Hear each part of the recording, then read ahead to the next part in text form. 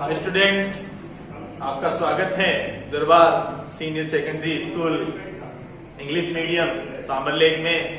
आज हम आपको स्वराष्ट्र गौरवम कक्षा 10 का जो तीसरा पाठ है उसके 3, 4 और 5 जो श्लोक है उनके बारे में आज आपको विस्तृत जानकारी देंगे और आप सभी बच्चे इसको समझने का प्रयास करना, क्योंकि जो चैप्टर है वह एग्जाम की दृष्टि से बहुत ही महत्वपूर्ण है। क्योंकि इसमें एक तो 4 नंबर का हिंदी व्याख्या आती है और 3 नंबर की एक संस्कृत व्याख्या आती है, तो 7 नंबर का जो चैप्टर है वो आपका इसी एक चैप्टर है स्वराष्ट्र गौरवम। श्लोक है 12 श्लोक है, इसमें से आपके आएंगे। तो संस्कृत व्याख्या मैंने आपको पिछले जो वीडियो था उसमें आपको मैंने बताई। तो बच्चों, अगला जो श्लोक है उसके बारे में हम अध्ययन करते हैं। पहले इसका हम क्या करते हैं, स्वर वाचन करते हैं, ठीक है। गायन्ति देवा किल गीत कानी धन्यास्तु ते भारत भूमि भागे स्वर्गात् प्रगात् पद भाग मार्ग भूते भवन्ति भूये पुरुषा सुरत्वा।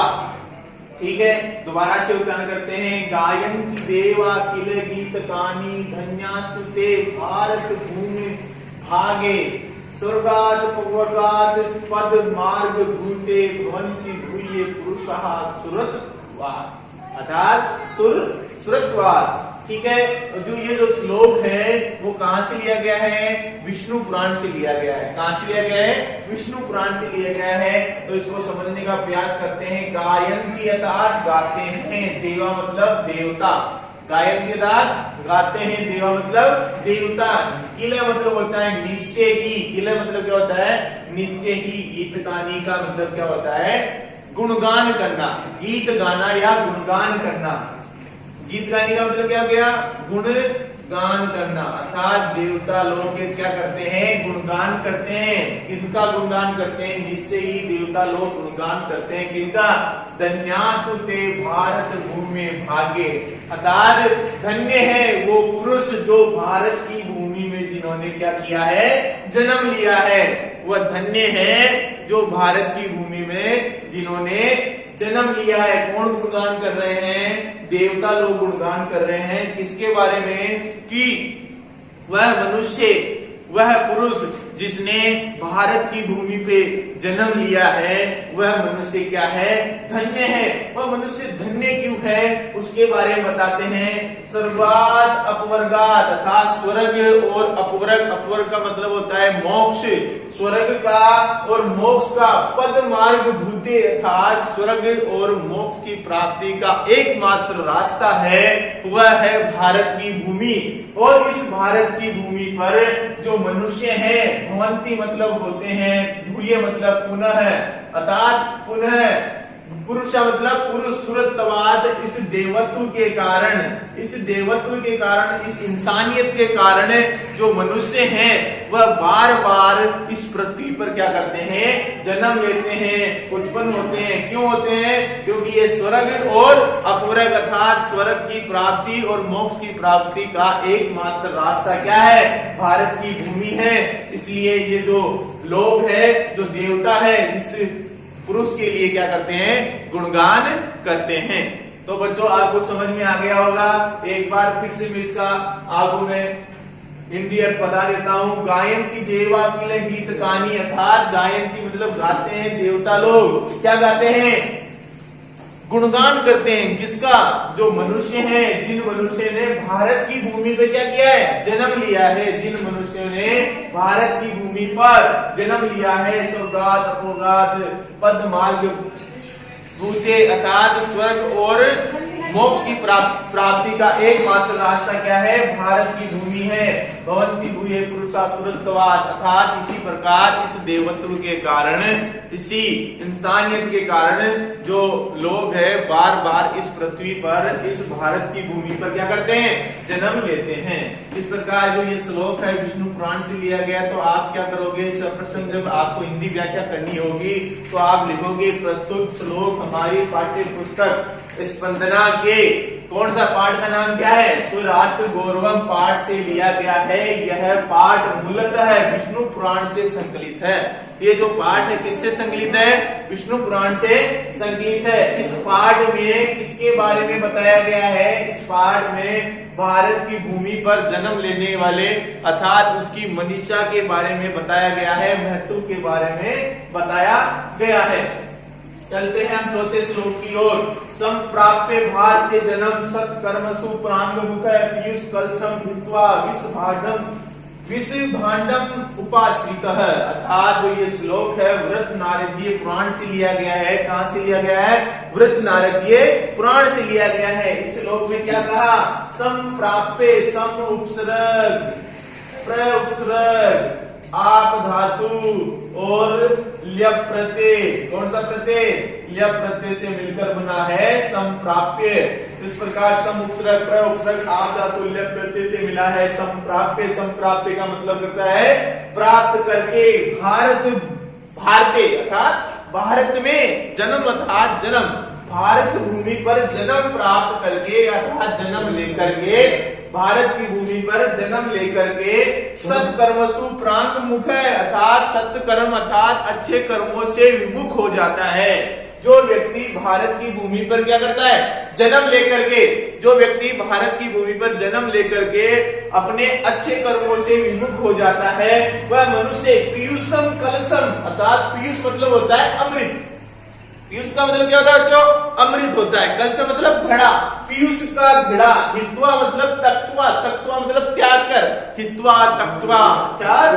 देखो पीयूष कलशम हित्वा अर्थात पीयूष अर्थात अमृत के घड़े को त्याग कर विष भांडम उपाश्रित है अर्थात विष के घड़े को प्राप्त करता है। तो देखिए बच्चों, आपने इस भारत की भूमि पे जन्म लिया है तो आपको अच्छे कर्म करने हैं। अगर अच्छे कर्म नहीं करोगे तो आप भी इस श्लोक के अनुसार अमृत के घड़े को छोड़कर जहर के घड़े को प्राप्त करोगे। तो आपको बच्चों समझ में आ गया होगा कि संप्राप्य भारत जन्म सत्कर्म सुप्रांग मुख पीयूष कलशम हित्वा विष भांडम उपाश्रित वृत्त नारदीय पुराण से लिया गया ये श्लोक है। इसमें कहा कि भारत की भूमि पर जो जन्म लेता है वह अगर वह मनुष्य अच्छे कर्म नहीं करता है तो वह अमृत के घड़े को छोड़ करके तत्वा छोड़ करके विष भांडम अर्थात विष के घड़े को क्या करता है? प्राप्त करता है, उसको मिल जाता है। तो बच्चों हमको क्या करना है? हमेशा अच्छे कर्म करने हैं। चलते हैं अगला जो हमारा पांचवा जो श्लोक है उसकी ओर। एतत् देश प्रसूतस्य सकाशाद अग्रजन्मः स्वम स्वम शिक्षरेण पृथिव्याम सर्व मानवा। ये श्लोक है वो कहां से लिया गया है? मनुस्मृति से लिया गया है। कहां से लिया गया है? मनुस्मृति में बताया गया है कि एतत् देशे एतत् धन दे एतत् देशे अस्मिन देशे इस देश में कौन? प्रसूतस्य जातस्य अर्थात प्रसूतस्य का मतलब होता है जन्म हुए अर्थात जिन्होंने इस देश में जन्म लिया, या जातस्य संस्कृत में बनता है जातस्य जन्म लेने वाला, जिसका जन्म हुआ। प्रसूतस्य का मतलब भी जन्म हुआ। इस देश में जिसने जन्म लिया सकाशाद अर्थात होता है पास में। सकाशाद का मतलब क्या होता है? पास में। किसके पास में? अग्र जन्मन है अर्थात अग्र जन्मने का मतलब यहाँ पे क्या हो गया? अग्रज अर्थात हमारे बड़े, हमारे से श्रेष्ठ, हमारे से गुणवान लोगों के पास में।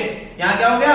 अग्र जन्मने मतलब हमारे से श्रेष्ठ, अग्रज मतलब बड़े, बड़ों के पास अर्थात श्रेष्ठ लोगों के पास में क्या करना है अपन को? स्वम स्वम शिक्षरेण अर्थात अपनी शिक्षा ग्रहण करनी है हमको।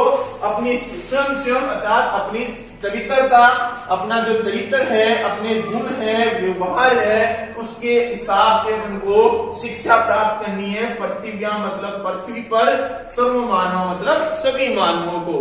तो इसमें क्या कहा गया है कि इस देश में जन्मे हुए पृथ्वी पर अर्थात इस देश की पृथ्वी पर जन्मे हुए सभी लोगों को, सर्व मानव अर्थात सभी लोगों को अपने अपने चरित्र के अनुसार अपने अपने चरित्र के अनुसार किससे? श्रेष्ठ लोगों के पास से। यहाँ तो अगले जन्म का मतलब क्या हो गया? श्रेष्ठ, और यहाँ सका साल का मतलब हो गया पास, अर्थात श्रेष्ठ लोगों के पास से अपने अपने चरित्र के अनुसार शिक्षा प्राप्त करनी चाहिए। तो बच्चों आपको ये श्लोक भी समझ में आ गया होगा। तो एतत् देश प्रसूतस्य सकाशाद अग्रजन्मनः स्वं स्वं शिक्षरेण पृथिव्या सर्वमानवा मनुस्मृति से लिया गया श्लोक है। क्या कहा गया है कि इस देश में जन्मे हुए सर्वमानवा सभी लोगों को श्रेष्ठ लोगों से, किस लोगों से? अग्रजन्म मतलब होता है श्रेष्ठ लोगों से क्या करनी चाहिए? सकाशात, श्रेष्ठ लोगों के पास से। सकाशात का मतलब क्या हो गया? पास से। स्वयं स्वयं अर्थात अपने अपने चरित्र के अनुसार शिक्षा प्राप्त करनी चाहिए। तो बच्चों आपको ये जो श्लोक है, तीनों के तीनों श्लोक अच्छी तरह समझ में आ जाएंगे और आगे होंगे, और नहीं आए तो बार बार इस वीडियो को देखना, जिससे आपको ये समझ में आ जाएंगे। तो आपको ये क्या करना है, इनका सप्रसंग आपको अपनी जो होमवर्क संस्कृत की कॉपी है उसमें इनका क्या करना है? सप्रसंग व्याख्या करनी है, हिंदी में करनी है और संस्कृत में भी करनी है। ठीक है। इसी प्रकार इसमें क्या कहा गया? इसमें तो भारत की भूमि के बारे में बताया गया कि भारत की भूमि की जो महत्व है वो है कि इसमें क्या है? स्वर्ग और अपवर्ग अर्थात मोक्ष और इसका स्वर्ग का रास्ता है। इसलिए लोग यहाँ पे क्या करते हैं? बार बार जन्म लेते हैं, ये गुणगान करते हैं। और चौथे श्लोक में क्या बताया गया है कि अगर मनुष्य अच्छे कर्म नहीं करता है तो उसको क्या प्राप्त होता है? वो जहर अर्थात अमृत के घड़ों को छोड़ करके विष के घड़ों को क्या करता है? प्राप्त करता है। और लास्ट का जो श्लोक है इसमें किसी शिक्षा के बारे में बताया गया है कि मनुष्यों को अपनी अपनी शिक्षा के अनुसार क्या करनी चाहिए? अपने अपने चरित्र के अनुसार शिक्षा ग्रहण करनी चाहिए। किससे? बड़े लोगों से, श्रेष्ठ लोगों से, अर्थात इस धरती पर, इस पृथ्वी पर, पृथ्व्या अर्थात इस पृथ्वी पर जन्म लिए हुए जो श्रेष्ठ लोग हैं, इस पृथ्वी पर जो जन्म लिए हुए श्रेष्ठ लोग हैं, उनके पास से क्या करनी चाहिए? सभी मानवों को, इस देश में जन्मे हुए सभी मानवों को क्या करनी चाहिए? अपने चरित्र के अनुसार शिक्षा लेनी चाहिए। तो तब तक के लिए धन्यवाद। अब आगे हम आपसे मिलेंगे अगले 3 श्लोकों को लेकर। धन्यवाद।